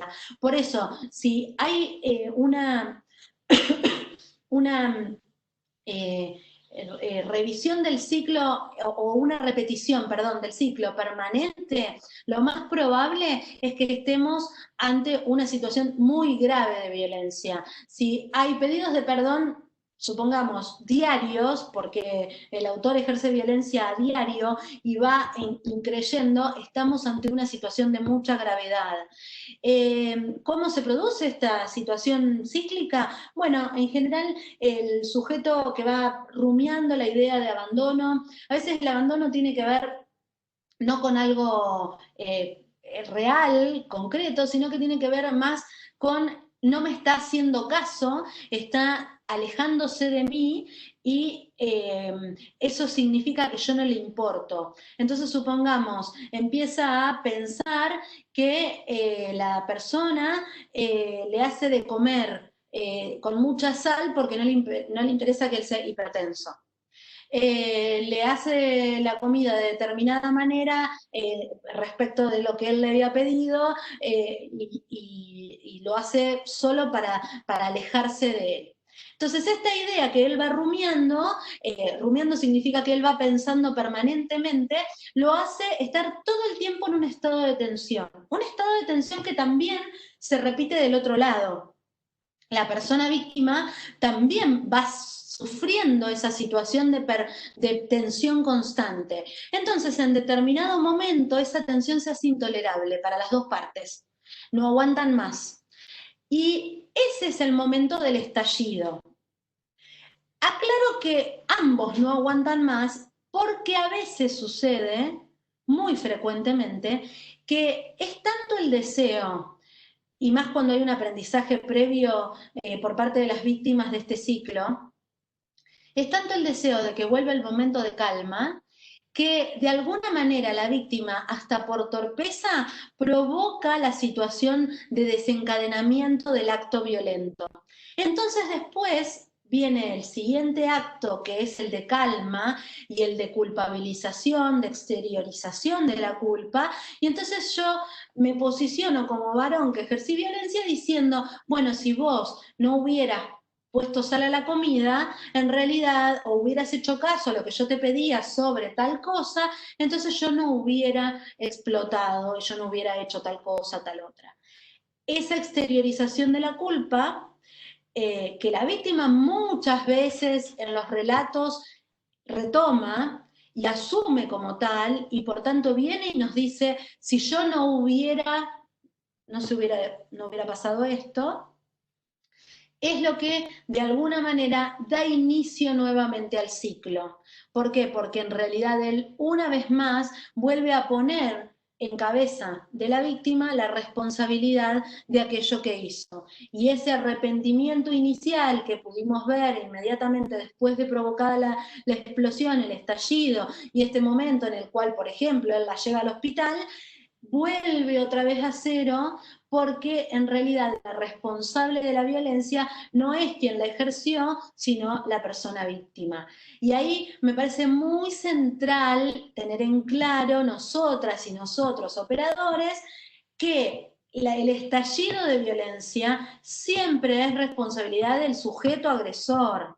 Y que nosotros lo que tenemos que permitirle a la víctima es identificar que su conducta precedente de ninguna manera justifica el estallido. Ponerle sal a la comida no puede dar lugar, a ver, lo voy a decir con un ejemplo de anoche, poner música alta, que es el argumento que alegaron los... lo que alegaron los agresores de los chicos Cuom, que no sé si lo pudieron ver, pero el poner música fuerte no puede ser nunca la antesala de una golpiza. Con respecto a la violencia es igual. Nunca, de ninguna manera, la violencia puede estar justificada por el hecho precedente que haya hecho la víctima. Otro de los perfiles que no se llaman perfiles, sino que en realidad tienen que ver con características de sujetos que pueden ejercer violencia, son aquellos que tienen rasgos de tipo psicopáticos. Y los sujetos que tienen rasgos de tipo psicopáticos ejercen violencia de una manera totalmente diferente a esta que les venía explicando. ¿Por qué? Porque en general ejercen violencia para retener a la presa y tenerla sometida y denigrada a niveles extremos. Muy pocas veces son sujetos que ejercen violencia de tipo física. En general esta denigración es de tipo moral, a lo que se ataca es a la integridad psíquica y no física de la víctima. Lo hacen a través de la invasión de todos los espacios de la mujer hasta tener el dominio psíquico total de esa persona. Para ello les sugiero un libro, si quieren profundizar sobre esto, que es el de Marie Irigoyen, que justamente describe cómo se produce este tipo de maltrato que tiene que ver con esta forma insidiosa que muchos hemos visto, que en realidad toman a la víctima como una presa, la tienen como de alguna manera paralizada permanentemente, y los ataques en realidad tienen mucho que ver con el ataque a la autoestima, y entonces es muy difícil a veces de encontrar un tipo penal que encuadre en este tipo de violencia. Muchas veces nos quedamos solo en el maltrato psicológico y por tanto nos podemos quedar solo en el hostigamiento, justamente porque estamos ante un agresor de estas características. Y entonces, ya con solo 30 minutos de por medio, les hablo rápidamente de ¿qué hacemos para probar la violencia? Fundamentalmente, atender al hecho más grave. ¿Vieron que la OBD cuando pregunta cuál fue el hecho más grave que vivió? En general, en 2 palabras nos dicen cuál fue el hecho más grave. Muchas veces ese hecho más grave, si fue reciente, es más fácil de probar que el hecho que la víctima viene a denunciar. El hecho que la víctima viene a denunciar muchas veces es un hecho muy menor. Se desencadena, por ejemplo, porque afectó a los niños y niñas que estaban dentro del hogar. A veces porque, supongamos, el hijo varón interviene y dice, papá, no le pegues más a mamá. Entonces, frente a esa situación, la madre reacciona y dice, ¿qué le estoy haciendo hacer a mi hijo? ¿O en qué situación estoy poniendo a mi hijo? Y entonces viene a denunciar ese hecho que quizás fue solo la tentativa de una agresión, pero quizá anteriormente la dejó con alguna lesión grave, a veces con alguna discapacidad.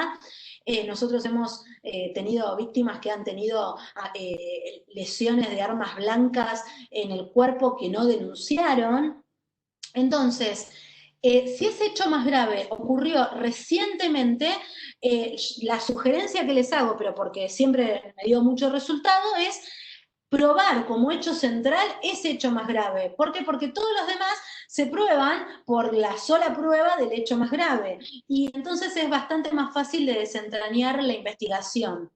Cuando ese hecho más grave es muy viejo y entonces obviamente no se puede retomar y no se puede investigar, la sugerencia es conocerlo fundamentalmente porque muchas veces ese hecho es conocido por los testigos. Entonces, tener información de ese hecho es relevante porque muchas veces los testigos nos pueden dar cuenta de ese episodio que de alguna manera ratifica la credibilidad de los dichos de la víctima en torno a la acaecencia del hecho nuevo.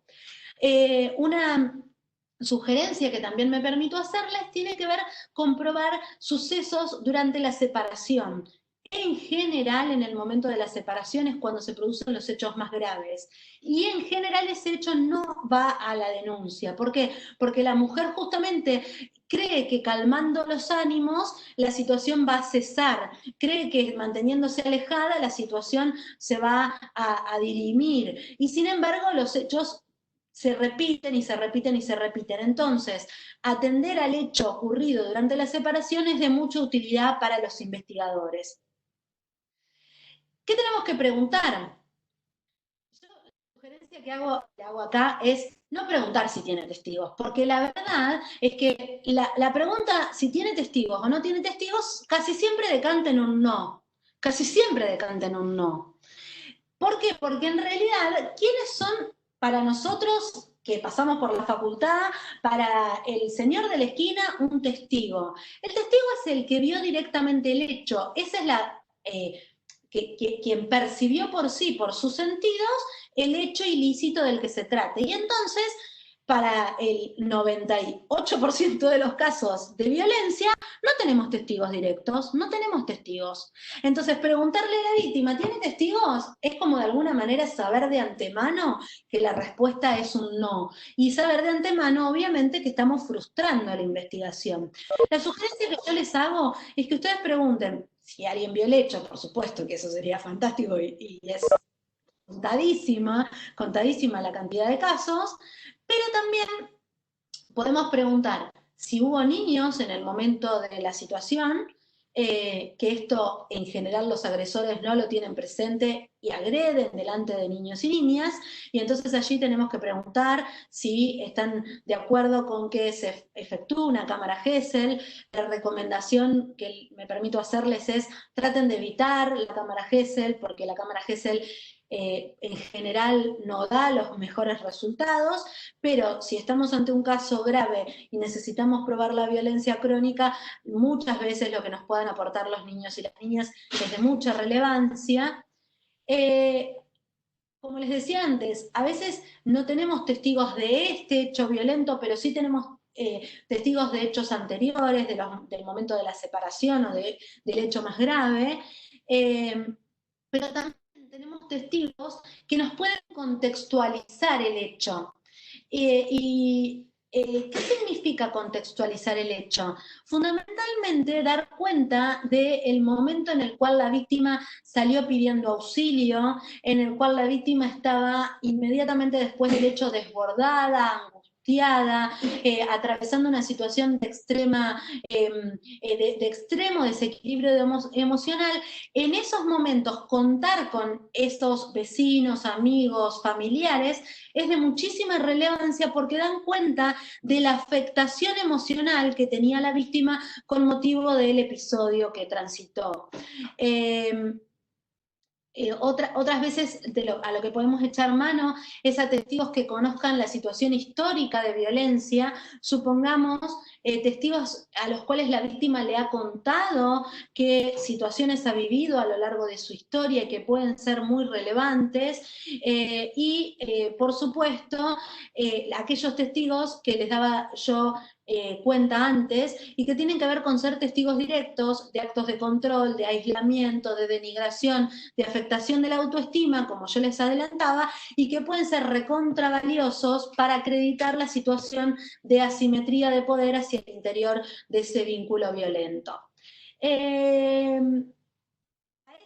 Como yo tengo que tener en claro que no tengo que preguntar, ¿tenés testigos?, sino que tengo que preguntar de una manera mucho más amplia quiénes vieron los hechos, quiénes conocen la situación, a quiénes le contaste la situación, del mismo modo yo tengo que preparar al testigo en torno a vos sos testigo de esto. Yo le tengo que hacer saber, yo ya sé que vos no estuviste en la cama en el momento en el cual él la agredió físicamente, o sé que no estuviste en el momento en el cual él blandió el cuchillo o el arma. Lo que necesito conocer, o la información que necesito es, por ejemplo, cómo te contó a vos ese episodio. Ustedes podrán también tener presente que dentro de la psicología del testimonio, la repetición del testimonio con detalles y de una manera constante a lo largo del tiempo habla de la veracidad de ese testimonio. Entonces, que por ejemplo un testigo nos dé cuenta de lo que le contó ella inmediatamente después de los hechos, y nosotros le estemos tomando declaración, por ejemplo, 3 meses después, y ella nos da cuenta de detalles que obviamente también nos adelantó el testigo, por supuesto dan cuenta de la credibilidad del relato de la víctima. Tengan presente además que muchas veces las víctimas están mucho más en los detalles que en el episodio que a nosotros nos resulta relevante dentro de la investigación. Y una cosa que yo ahí resalto y lo pongo a propósito con letras grandes, es el tema de la abstención de los hijos. Mi sugerencia es, cuando se trata de hijos adultos, es decir, ya de personas que ya tienen más de 18 años, la sugerencia es que los entrevisten ustedes para saber si quieren declarar o no en el caso. ¿Por qué? Porque muchas veces, y esto me ha pasado reiteradas veces, la víctima no quiere involucrar a los jóvenes que han padecido violencia histórica, y entonces muchas veces lo que termina pasando es que nos dicen, no, mi hijo no quiero que lo llamen, no quiero que lo involucren, no quiero que declare. Y sin embargo, esos hijos y esas hijas, cuando esa madre toma la decisión de separarse definitivamente, con muchas ganas tienen de venir y darnos información en relación a la situación que esa persona está transitando. Entonces la sugerencia, no ya en los supuestos de cámara Gesell, pero sí la sugerencia con respecto a los hijos y las hijas mayores de edad, es que los entrevisten ustedes personalmente y que en todo caso ellos se abstengan en el momento en el cual les declaran, cuando declaran en la fiscalía. Yo les hago ahí un recuento de qué información nos permite acreditar la situación de violencia. Las llamadas a las líneas de asesoramiento, como el 144 de emergencia o al 137, la intervención de otros organismos, como puede ser el Consejo, el SAME, los centros integrales, las instituciones educativas que muchas veces nos brindan informes muy valiosos en relación a la situación de violencia que transitan los niños o lo que han dado cuenta los niños en el momento de, por ejemplo, alguna intervención del gabinete psicopedagógico. La intervención en hospitales, es muy valioso utilizar historias clínicas anteriores que den cuenta de, por ejemplo, estas consultas reiteradas de la víctima sobre dolores crónicos. Ustedes lo que deben hacer es obtener la historia clínica y pedirle al gabinete médico del SIC que les dé información sobre en qué situación se encuentra o qué indicadores de esas características de la historia clínica pueden ser relevantes para la investigación. Y entonces ustedes lo que hacen es compatibilizar la información que les surge de la historia clínica con la historia de violencia que ustedes tienen para probar. Como les dije antes, si ustedes advierten desde el relato que les hace la víctima alguna consecuencia psíquica, es buenísimo pedir un informe, que también nosotros en general se lo pedíamos al gabinete médico-psicológico del SIC, que tiene profesionales hiper capacitados para el tema, y la sugerencia que sí les hago es, previo a que el gabinete las llame a las víctimas, háganle saber que ustedes van a disponer esa medida, pregúntenle si ella consiente esa medida y díganle que no es porque quieren probar su locura o de alguna manera acreditar los dichos del agresor, sino justamente acreditar los indicadores que para ustedes son relevantes en relación a la situación de violencia que la persona transita. Por supuesto, las denuncias anteriores y las intervenciones del ámbito del ámbito de la justicia de familia son muy relevantes. Ahí les dejo un argumento de autoridad, le digo yo, en realidad el punto 138 del Protocolo Latinoamericano para la Investigación de Femicidios y Feminicidios, justamente da cuenta de la necesidad de investigar el contexto en el cual estos hechos han ocurrido. Este es un argumento que les sirve a ustedes como herramienta frente a los planteos que puede hacerle la defensa o a veces el propio juzgado en relación a por qué se van, por ejemplo, a investigar y porque la discusión siempre es ¿por qué no investigan el hecho concreto? Bueno, pues porque el hecho concreto no tiene prueba directa que me lo permita acreditar, ¿sí? En los hechos de violencia crónica de las que yo les estoy hablando, la sugerencia es siempre intervenir, siempre investigar. ¿Para qué? ¿Para llegar a juicio? ¿Para que el 100% de los casos, como les decía al principio, tramiten y lleguen a juicio? No. ¿Intervenir para qué? Para, primero, dar cuenta a la víctima de que al Estado le interesa la situación, darle cuenta a la víctima de que nosotros le creemos, de que en realidad, por más loca que la haga presentar el agresor, por más que ella tenga la necesidad, por ejemplo, de estar en un tratamiento por depresión o lo que fuera, de todas formas nosotros creemos en su relato, y porque además es una muy mala estrategia dilatar la investigación. Dilatar la investigación y postergarla en el tiempo, a lo único que conduce es a frustrar la investigación. ¿Por qué? Porque en general la víctima, por un síndrome de acomodación que los psicólogos pueden describir perfectamente, lo que hace es tratar de minimizar el hecho ilícito y tratar de decir que no fue tan grave como ella lo describió en el momento de la denuncia, justamente para poder seguir viviendo. Y entonces, esto mismo pasa con respecto a los testigos. Entonces, si nosotros, por ejemplo, no intervenimos el día 1 y lo dejamos pasar y intervenimos el día 30, y ella ya entró en el ciclo de la violencia y entonces entró en la etapa de la manipulación emocional, en donde él le dice, no, si yo te pido perdón, pero si vos no hubieras hecho esto, esto no hubiera pasado, probablemente lo que termine ocurriendo es que la víctima venga y nos minimice los hechos, nos dé un relato muchísimo más acotado de lo que efectivamente ocurrió y diga, no, esto no va a volver a pasar, en realidad yo lo denuncié porque estaba enojada, esto es un argumento muy presente, estaba enojada, a mí me enojó mucho que él, por ejemplo, no sé, saliera con una mujer. Esto también está muy presente, como de alguna manera la justificación del agresor desde los estereotipos de la violencia machista. Y entonces, en esos casos la sugerencia que les hago es intervenir. Intervenir, insisto, ¿de qué manera? Violando el deseo de la víctima. La realidad es que a mí me parece un horror que nosotros partamos de la pregunta a la víctima de qué es lo que desea de la investigación penal. ¿Por qué? Porque cuando ella fue a hacer la denuncia, ella fue justamente a instar los mecanismos de protección del Estado. De modo que nosotros nos posicionemos y que lo primero que hagamos es sentarla frente a nosotros para decirle, ¿y usted qué espera? ¿Usted espera que nosotros lo metamos preso a su agresor? ¿Usted espera que...? Obviamente el resultado de esa pregunta es no. No, yo no pretendo que él vaya preso, no pretendo quedarme sin proveedor porque él es quien mantiene a mis hijos, no pretendo que mis hijos se críen sin un padre. Y entonces, obvio que el resultado de esa pregunta es archivo para no tener que seguir adelante con la investigación, pero una vez más, culpabilizarla a la víctima, poner a la víctima en cabeza de haber puesto en marcha el aparato del Estado al solo efecto de alguna manera obtener algo que no era tan lícito.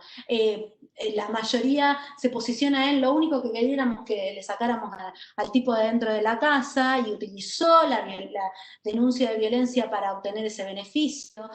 Y ese tipo de cuestiones lo único que hacen es, insisto, reforzar la violencia. Entonces, retomando lo que, como empecé, ¿cuándo hay que investigar?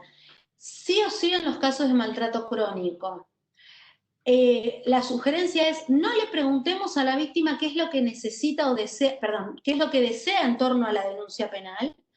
Sí preguntémosle qué es lo que ella necesita, porque justamente aquello que ella necesita es que el agresor no la vuelva a agredir. Y entonces, nosotros lo que tenemos que poder transmitirle es que nosotros conocemos que la violencia es cíclica, que la violencia va a volver a ocurrir y que si ella en ese momento no se encuentra en condiciones, por ejemplo, de aportarnos información, de darnos cuenta de ciertos datos que nos serían útiles para avanzar con la investigación, nosotros de todas formas vamos a estar allí cada vez que ella nos necesite, cada vez que ella necesite retomar el pedido de auxilio al Estado, porque en ese momento no se encontraba en condiciones de sostener ese pedido. Recuerden, y voy y vengo permanentemente a aquel video porque me parece muy útil, yo no estaba en condiciones, dice la víctima en ese momento, Belisario, Benicio, no me acuerdo el nombre del nene, tenía solo 2 meses. Hay momentos para las víctimas, pero lo que no tiene que pasarnos es que ese momento de la víctima de alguna manera condicione la intervención del Estado proactiva. ¿Qué es lo que nos va a pasar si la víctima no nos da información? Probablemente cuando los hechos ocurren en la ausencia de testigos no podamos encontrar nada más y el archivo termine de todas formas siendo el resultado final de nuestra intervención. Lo que no podemos es continuar archivando con el argumento de la víctima no quiere. Yo les pregunto, si alguno de ustedes en Beruti y Coronel Díaz les roban la billetera, un sujeto descalzo, un sujeto que no tuvo acceso a ninguna posibilidad de educación o que en realidad está en una situación de vulnerabilidad extrema, les roba la billetera, la policía lo detiene, y ustedes lo único que querían era recuperar la billetera. La policía, de todas formas, no inicia un proceso y ese sujeto no es captado por el sistema de justicia penal. Bueno, pues la pregunta de qué es lo que la víctima quiere en realidad nos devuelve en el fondo a esta idea que tenemos, operadoras y operadores, de que los asuntos privados se resuelven en el ámbito privado. Y que por tanto el robo de la billetera debe seguir siendo captado, aun cuando yo dijera, en realidad a mí lo único que me interesaba era que me devolvieran la billetera, porque yo no quería criminalizar a este sujeto. Y entonces lo fundamental y lo que a mí me parece relevante en este tipo de casos es el etiquetamiento de este sujeto. El sujeto tiene que saber que esa acción que cometió es una acción reprochada por el ordenamiento penal y es una acción que nosotros pudimos acreditar y es una acción que nosotros en realidad estamos en condiciones de demostrar. Perdónenme porque quedan solo 5 minutos y quería solo detenerme en lo último que tiene que ver con la revictimización. Revictimización es sentar a la víctima a preguntarle qué es lo que quiere del proceso cuando lo que esperamos es que nos diga que no quiere nada para poder cortar la causa. No es revictimizante aquel acto que pretende el avance de la investigación. El avance de la investigación tiene que ver, digamos, toda medida que implica que la víctima nos vuelve a relatar el hecho, pero en realidad a los efectos de poder obtener información que acredite la veracidad de lo que ella dijo, no es un acto revictimizante. La revictimización tiene estrictamente que ver con quedar atado a los procesos burocráticos, a consultar por tercera vez si la víctima insta o no insta acción, a hacer experimentar el dolor que la víctima sufrió en el momento de la victimización primaria. De eso se trata la revictimización. Corto allí, les dejo obviamente el PowerPoint después del 9 que hagan la contestación de estas mini preguntas, se los ponemos a disposición, pero les dejo estos 5 minutos por si hay alguna pregunta, porque les pido disculpas, quisiera haber tenido tiempo de haberles dado un poco más de tiempo. Termino con el bonus track, que es en realidad ponerles ahora en el chat el segundo video de YouTube para que ustedes, si tienen ganas, puedan completar la historia. Y si hay alguna pregunta, quedo a disposición en estos 5 minutitos que nos quedan.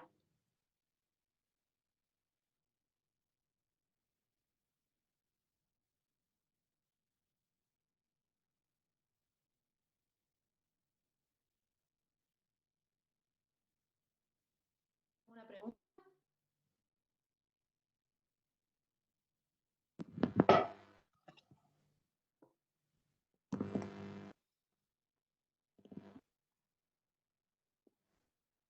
Mientras estaba la... Perdón, corté a alguien, me parece.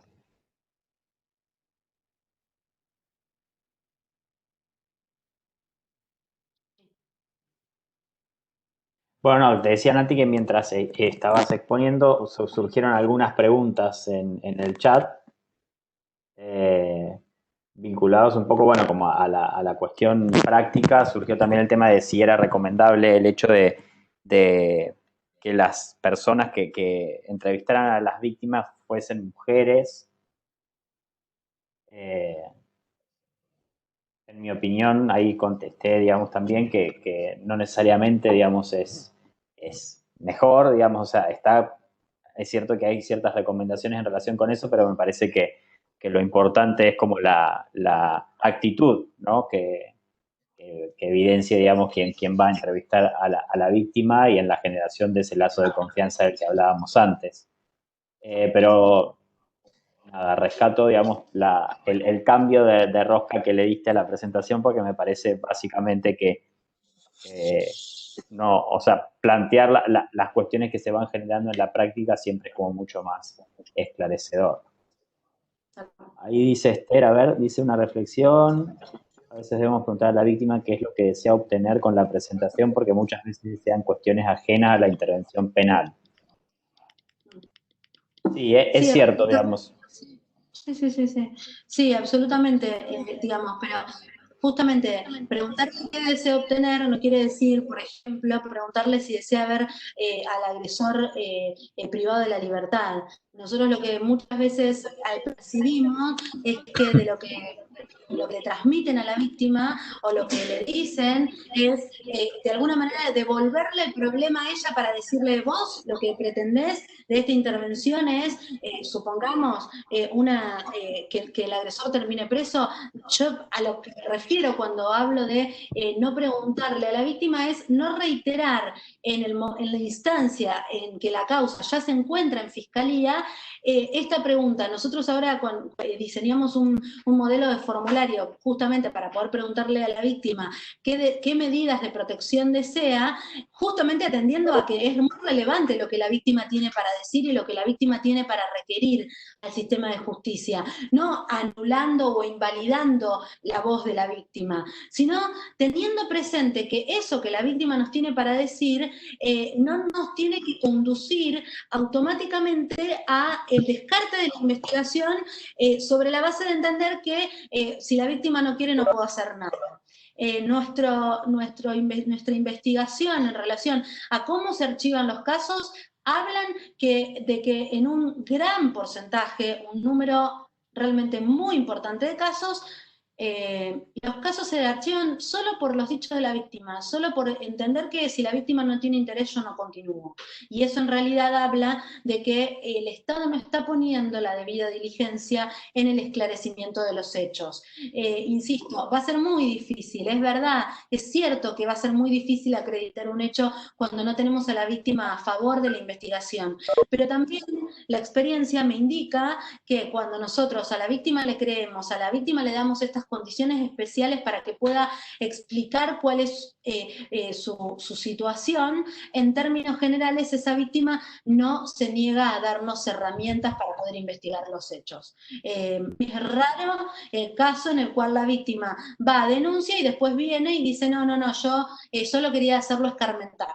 Esto en realidad tiene más que ver con un posicionamiento institucional hacia donde nosotros conducimos nuestra intervención. Lo que pretendo poner en tela de juicio es cómo nosotros intervenimos en esa situación. Digamos, lo que pretendo es que ustedes se replanteen si la intervención adecuada es preguntarle a la víctima, ¿vos querés seguir, querés ver preso al autor? A eso me refiero, Esther.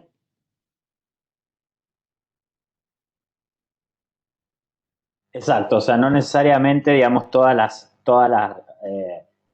los casos tramitados van a terminar, digamos, en una condena, para decirlo de alguna manera. Eso está claro que no va a suceder así, ni tampoco que todos los hechos de violencia deban ser criminalizados.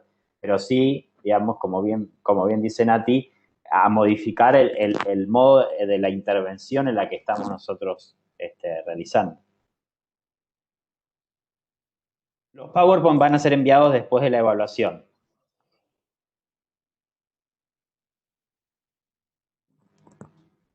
La idea es que no sé por qué. ¿Cómo? Perdemos un poco en el audio. Que han preguntado varias veces lo del tema de PowerPoint y los vamos a enviar luego de la evaluación. Quería aclarar eso. Ahí en el chat, si bien están en el PowerPoint y si lo quieren ver después cuando lo repasen, si les interesa, están los dos videos. En el chat les puse el video, el segundo, el que aparece 11:58, es el video de YouTube que vimos la primera parte, y más arriba en el chat está el video que es yo le digo el bonus track porque por lo menos termina bien este video, esta intervención. A mí me parece que vale la pena, insisto, repensarnos y pensar en estos niños y niñas que están padeciendo las situaciones de violencia, y esa era la intención fundamental, que ustedes puedan ponerse a pensar que la intervención es determinante en muchas de estas situaciones, determinante.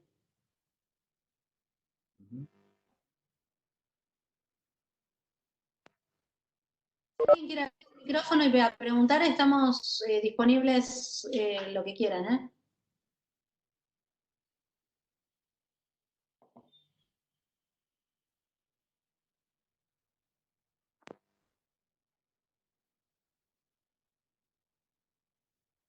Bueno, si no, vamos, sí, tal cual.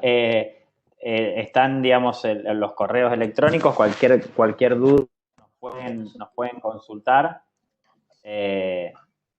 Espero que estas instancias hayan sido productivas, que hayan podido aportarles herramientas para el trabajo de la tarea cotidiana, y cualquier duda más allá del curso, digamos, cualquier duda que pueda llegar a tener en el día a día, nuestra oficina de planificación de políticas de género y diversidades está abierta, digamos, para recibir cualquier tipo de consultas y nuestro apoyo en aquello que que consideren que pueda serle útil. Así que pueden recurrir a nosotros para lo que ustedes consideren y veremos a ver en qué los podemos o las podemos ayudar.